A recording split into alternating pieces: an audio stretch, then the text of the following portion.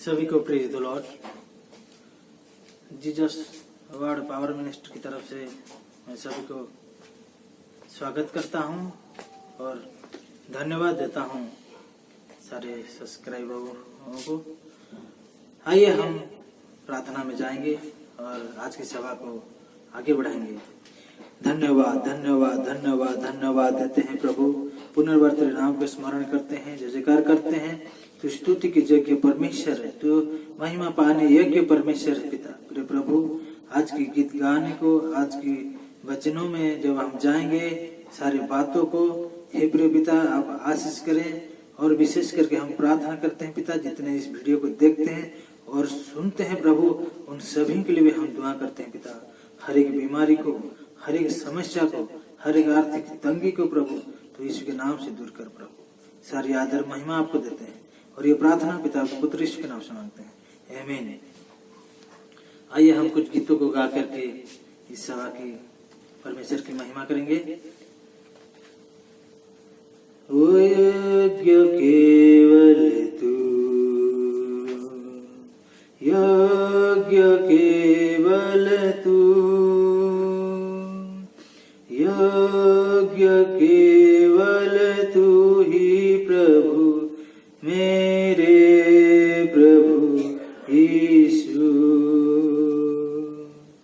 पवित्र केवल तू,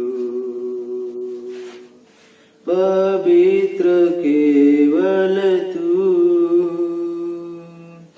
पवित्र केवल तू ही प्रभु, मेरे प्रभु यीशु। योग्य केवल तू, योग्य केवल तू, योग्य केवल तू ही प्रभु, मेरे प्रभु यीशु। आदर और महिमा हो तेरी, आदर और महिमा हो तेरी, आदर और महिमा हो तेरी प्रभु, मेरे प्रभु यीशु। योग्य केवल तू, योग्य केवल तू ही प्रभु, मेरे प्रभु यीशु। धन्यवाद धन्यवाद धन्यवाद धन्यवाद धन्यवाद। Hallelujah hallelujah hallelujah hallelujah. आदर महिमा पाने योग्य की मात्र जीवित परमेश्वर पिता, पुनर्बार आपके नाम को हम स्मरण करते हैं, जय जयकार करते हैं प्रभु। प्रिय प्रभु, आपके वचनों की ओर हम लोग जाएंगे प्रभु। आप हमें बोलने में और हे पिता समझने में आप मदद करें। और जिन जिन सब्सक्राइबर, जिन जिन हे प्रिय तेरे दास लोग सुनेंगे, उन सभी की वचन के द्वारा आप आशीष करें। सारी आदर महिमा आपको देते हैं और ये प्रार्थना पिता पुत्र यीशु के नाम से मांगते हैं, आमीन। आइए हम वचन की ओर जाएंगे। मेरे साथ आप लोग निकालेंगे रोमी पुस्तक 8 अध्याय 8 का 1 पढ़ेंगे।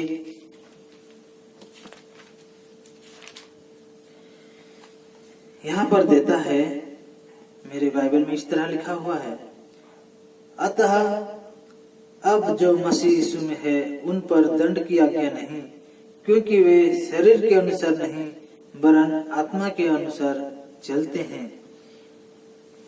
यहाँ पे बात ऐसा है, हम प्रभु यीशु मसीह को जब ग्रहण करते हैं, हम पर दंड का आज्ञा नहीं होता। और उस क्यों नहीं होता, उस बात को आज हम देखेंगे। क्योंकि प्रभु यीशु मसीह क्या है, पवित्र है। और हमें क्या करना होगा, हमें प्रभु यीशु मसीह की तरह ही पवित्र अगर जीवन यापन करते हैं, तब हमें दंड की आज्ञा नहीं मिलता है। अगर हम उसके बाद भी अगर हम अपवित्र जीवन जीते हैं, तो हमारे जीवन में बहुत सारे प्रॉब्लम्स आते हैं। मेरे साथ निकालिएगा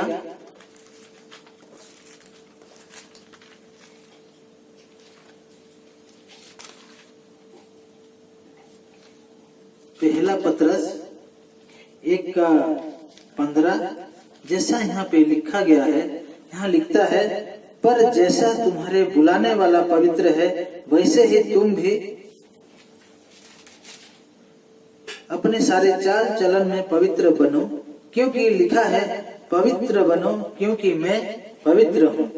बात यह है कि जिस तरह प्रभु यीशु मसीह पवित्र हैं, हमें भी उस तरह पवित्र बनना होगा।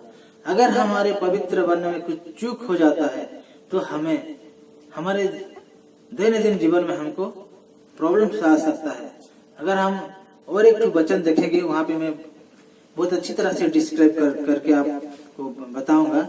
आप मेरे साथ निकालेंगे गलातियों पुस्तक, जहाँ पे हम अपने जीवन का जो बैलेंस है, जो अपने जीवन का बैलेंस है, उसको हम किस तरह से बनाएंगे। आइए मेरे साथ निकालेंगे गलातियों की पुस्तक। वहां पे हम गलातियों 5:16 में पढ़ दे रहा हूं। पर मैं कहता हूँ आत्मा के अनुसार चलो तो तुम शरीर की लालसा किसी रीति से पूरी ना करोगे, क्योंकि शरीर आत्मा के विरुद्ध में और आत्मा शरीर के विरुद्ध में लालसा करता है, और यह एक दूसरे के विरुद्ध है, इसलिए कि जो तुम करना चाहते हो वो ना करने पाओ। यहाँ क्या होता है, हम आपस में हमारे शरीर में हर दिन लड़ना पड़ता है। हम जब शारीरिक जीवन जीते हैं तब क्या होता है, हम आत्मा के साथ लड़ते हैं, और जब हम आत्मिक जीवन जीना चाहते हैं तब हम क्या करते हैं, शारीरिक जीवन के साथ लड़ते हैं। इन दोनों का बैलेंस हम कैसे बनाएंगे? हम बनाने का एक ही तरीका है, अगर हम अपने आप को पवित्र रखेंगे तो ये बैलेंस हम बना सकते हैं। अगर हमारे जीवन में कुछ भी कमी हो, जैसे पाप, बहुत हर किस्म का पाप है, जैसा 19 में लिखता है, शरीर के काम तो प्रकट है, अर्थात व्यभिचार, गंदे काम, लुचपन, मूर्ति पूजा, टोना बेर, झगड़ा, ईर्ष्या, क्रोध, विरोध, फूट, वेधर्मी, और भी बहुत सारे यहाँ पे लिखा हुआ है। तो इसी तरह इसे अपवित्र चीजों को अगर हमारे जीवन में थोड़ा भी रह जाता है तो हमें क्या होता है, आत्मिक जीवन जीने में बहुत मुश्किल होगा, क्योंकि ये शारीरिक अभिलाषा है। शरीर की अभिलाषा के द्वारा किया हुआ बहुत सारे गंदे चीज हैं, जैसे शरीर की काम तो प्रकट है, अर्थात व्यभिचार। व्यभिचार क्या करता है, शरीर की लालसा है। आज संसार में हम देखते हैं कि बहुत सारे लोग क्या करते हैं, व्यभिचार में पड़े हैं। किस कारण पड़े हैं? उन लोग इसीलिए पड़े हैं कि अपने शरीर का वो लालसा करते हैं, और शरीर का वो भूखा प्यासा है, इसीलिए वो क्या करते हैं, शारीरिक जीवन उनका होता है। और हम आज क्या करेंगे, हम आत्मिक जीवन कैसे, अपने आप को आत्मिक जीवन कैसे जिएंगे? भजन संहिता 119 में कहता है कि अगर हम देखेंगे हम आत्मिक जीवन कैसे जिएंगे, आइए मेरे साथ निकाले भजन संहिता 119। यहाँ लिखता है 9 में, जवान अपने चाल को किस उपाय से शुद्ध रखे। वचन कहता है, तेरे वचन के अनुसार सावधान रहने से। अगर हम परमेश्वर के वचन को पढ़ते हुए, मानते हुए सावधान रहते हैं तो हमारे चाल चलन क्या होगा, शुद्ध होगा। लिखता है, जवान अपने चाल को किस उपाय से शुद्ध रखे। और लिखता है नीचे 10 में, मैं पूरे मन से तेरा खोज में लगा हूँ, मुझे तेरी आज्ञाओं की बाट से भटकने ना दे। मैंने तेरे वचन को अपने हृदय में रख छोड़ा है कि तेरे विरुद्ध पाप ना करूं। तो यहाँ पे जिस तरह लिखा है, हम अपने इन दिनों में जैसे कि ज्यादातर टेम्पटेशन टीनेज में आता है। मैं विशेष करके कहना चाहूंगा उन टीनेजर भाई और बहनों को, वो अपने अभी जवान के समय में क्या करें, परमेश्वर को स्मरण करे। मैं बहुत सारे लोगों को देखा हूँ, बुढ़ापे में क्या करते हैं, जगत के सारे धन, सारे अभिलाष, सारे खुश विलास सब प्राप्त करने के बाद क्या करते हैं, मरने के कुछ पल से पहले परमेश्वर के पास आते हैं। उसमें क्या लाभ होगा? हम जगत में सब कुछ प्राप्त करेंगे, सब कुछ, सब अभिलाषा में घुसने के बाद फिर बाद में आएंगे परमेश्वर के पास। ये थोड़ा अच्छा नहीं लगता है। लेकिन वचन कहता है हम क्या कर लेंगे, अपने आप को कैसे बनाएंगे ना, जवान के टाइम में, जवान के टाइम में अगर हम लोग क्या करेंगे, अपने आप को अगर अच्छे रीति से रखना चाहेंगे तो वह है परमेश्वर का वचन। लिखता है जवान अपने चाल को किस उपाय से शुद्ध रखे, तेरे वचन के अनुसार सावधान रहने से। हमें सावधान रहना है परमेश्वर के वचन को देख के, और पापमय जीवन से क्या करना है, भागना है। पापमय जीवन, अगर थोड़ा भी कुछ गलती हमारे शरीर की अभिलाषा के कारण हम करते हैं तो बहुत बड़ा प्रॉब्लम होगा। यहाँ जैसे लिखता है, पर मैं कहता हूँ, अगर हम गलती 5:16 देखते हैं तो, पर मैं कहता हूँ आत्मा के अनुसार चलो तो तुम शरीर की लालसा किसी रीति से पूरी ना करोगे। हमें करना क्या है, आत्मिक खोजों के लिए हमें दौड़ना है। आत्मिक चीजों के लिए हमको क्या करना है, भाग दौड़ करना है। तो यहाँ लिखता है क्योंकि शरीर आत्मा के विरुद्ध में और आत्मा शरीर के विरुद्ध में लालसा करता है, इसीलिए हमको क्या करना है, सावधान रहना है। यहाँ जैसे लिखता है क्योंकि शरीर आत्मा के विरुद्ध में और आत्मा शरीर के विरुद्ध में लालसा करता है और ये एक दूसरे के विरोधी हैं। हमको इस विरोधी को क्या करना है, एक को मारना है, वो है हमारे शरीर की अभिलाषा। अगर आज हम शरीर की अभिलाषा को मार देते हैं तो हम परमेश्वर के सामने क्या करते हैं, आत्मिक जीवन अतिवाहित करेंगे। हम आत्मिक जीवन से हम क्या करेंगे, हम आत्मिक जीवन जी सकते हैं। मैं भी अपने घर में मेरे बहुत सारे ऐसे दोस्त हैं जिनके पास गाड़ी, कार, बंगला, बहुत कुछ है। जब मैं सोचता हूँ कि मैं देखता हूँ जब मेरे दोस्तों को, तो मैं सोचता हूँ कि उन लोग क्या है, शारीरिक जीवन जीते हैं, धन की लालसा करते हैं, बहुत कुछ चीज है, लेकिन उनके पास क्या है, शांति नहीं है।